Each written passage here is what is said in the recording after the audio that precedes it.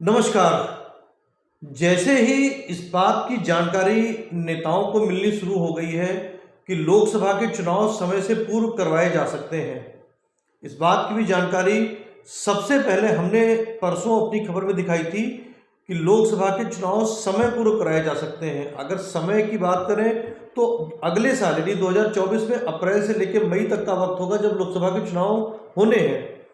मगर कुछ ऐसे सिम्टम्स बन रहे हैं जिसकी वजह से लोकसभा के चुनाव समय पूर्व करवाए जा सकते हैं, ऐसा अनुमान है। और लगभग लगभग अब सभी पार्टियां, चाहे भारतीय जनता पार्टी हो, कांग्रेस हो, आम आदमी पार्टी हो या दूसरी सभी पार्टियां, अब इस बात की तैयारियों पे जुट गई हैं कि लोकसभा चुनाव समय के पहले हो सकते हैं। आम आदमी पार्टी तो अब अपने गुप्त सर्वे भी करवा रही है। कई जगह पर आम आदमी पार्टी ने गुप्त सर्वे करवाने शुरू कर दिए हैं कि लोकसभा के चुनाव में हमारा कैंडिडेट इस जगह से कौन हो सकता है। जिस जगह पर आम आदमी पार्टी मजबूत थोड़ा सा हो चुकी है, चाहे पंजाब हो, चंडीगढ़ हो, दिल्ली हो, गुजरात हो, इन जगहों पर आम आदमी पार्टी गुप्त तौर पर सर्वे करवा रही है। बीते दिनों मीडिया रिपोर्ट्स में इस बात की चर्चा चल रही थी कि चंडीगढ़ में आम आदमी पार्टी का गुप्त सर्वे चल रहा है, जिसमें कि आम आदमी पार्टी से पार्षद हैं, उनकी कुछ जो सर्वे टीम करने वाली टीम आई थी उससे बहस हुई। बताया जा रहा है कि आम आदमी पार्टी की तरफ से एक कोई टीम आई हुई थी जो कि गुप्त रूप से सर्वे कर रही थी कि लोकसभा के चुनाव के लिए प्रधानमंत्री, लोकसभा के चुनाव के लिए चंडीगढ़ से सांसद पद का उम्मीदवार कौन हो सकता है। तो उसमें मीडिया रिपोर्ट में बताया जा रहा है कि सबसे आगे जो नाम चल रहा था वो प्रदीप छाबड़ा का नाम चल रहा था। अब आम आदमी पार्टी के एक पार्षद हैं, उनको इस बात पर ऐतराज हुआ कि प्रदीप छाबड़ा का ही नाम क्यों, मैं भी तो लोकसभा का चुनाव लड़ सकता हूं। विवाद यहीं से शुरू हुआ और बीजेपी की निगाहें हर वक्त ऐसी चीजों पे लगी रहती हैं कि जब विपक्ष का कोई भी नुमाइंदा की स्थिति गड़बड़ाए और वो विपक्ष बीजेपी अपने पाले में उसको लेकर के आए। जैसे इस बात की खबर फैली कि आम आदमी पार्टी के एक पार्षद ने जो सर्वे टीम करी थी उनके सामने विरोध जताया है, भारतीय जनता पार्टी के नेता जाग गए और पार्षद जी से संपर्क करने की कोशिश की जाने लगी। हालांकि पार्षद ने अभी पत्ते नहीं खोले हैं कि वो बीजेपी में जाएंगे या आम आदमी पार्टी बने रहेंगे, मगर बीजेपी अपनी पुरजोर कोशिश में लग चुकी है, ऐसा हमारे सूत्र बताते हैं।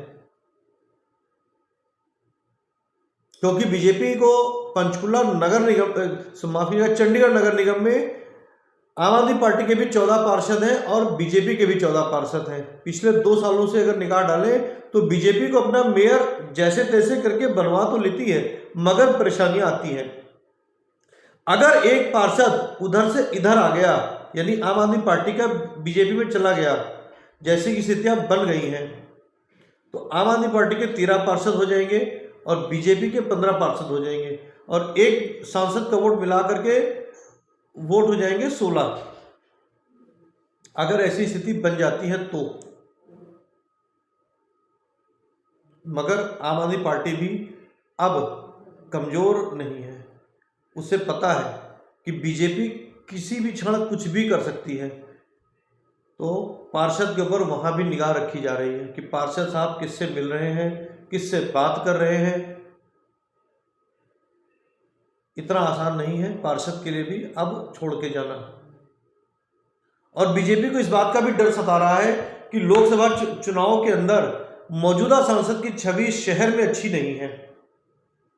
अगर कहीं 2024 के चुनाव में सीट ऊपर नीचे हो गई, क्योंकि हर बार मोदी के नाम से चुनाव नहीं जीता जा सकता, कहीं ना कहीं कुछ ना कुछ शहर का आपको काम तो करना पड़ेगा।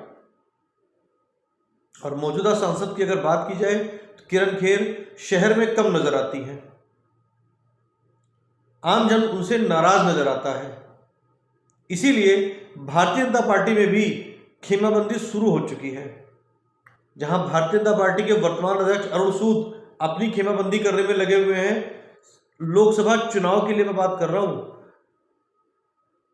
संजय टंडन जो कद्दावर नेता है बीजेपी के, वो भी लगे हुए हैं कि टिकट इस बार मुझे मिलनी चाहिए। वहीं एक मीडिया रिपोर्ट में दावा किया जा रहा है कि इस बार किरण खेर के पति अनुपम खेर को टिकट मिल सकती है। कंगना रनौत का भी नाम अब भारतीय जनता पार्टी की टिकट की रेस में चंडीगढ़ से दौड़ में चल रहा है। वहीं कांग्रेस की अगर बात करें तो कांग्रेस से पवन बंसल एक बड़ा नाम है चंडीगढ़ के लिए।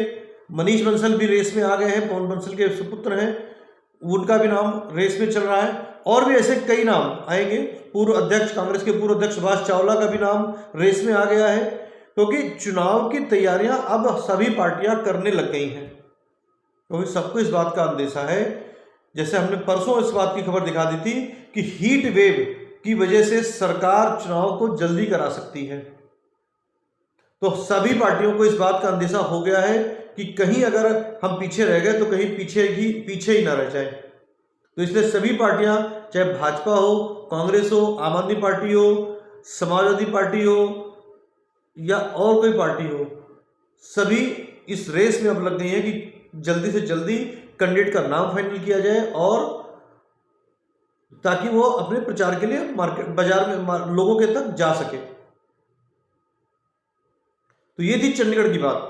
आने वाले समय में हम आपको उन राज्यों की सबसे पहले दिखाएंगे जिन राज्यों में बीजेपी ने पूरी की पूरी लोकसभा सीटें बीजेपी के पास हैं, चाहे वो राजस्थान हो, चाहे वो हरियाणा हो, चाहे वो मध्य प्रदेश हो।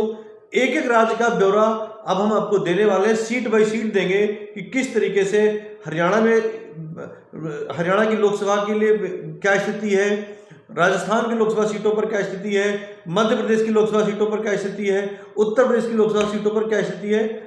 बने रहे हमारे साथ। अगर अब तक भी आपने हमारा चैनल सब्सक्राइब नहीं किया है तो अगर आप मेरी खबर को फेसबुक पर देखते हैं तो पेज को लाइक करें और मेरे पेज को फॉलो करें, और अगर आप मेरे पेज को खबर को यूट्यूब पर देखते हैं तो मेरे पेज को सब्सक्राइब करें, और अगर आप इस खबर को ट्विटर पर देखते हैं तो मुझे फॉलो करें।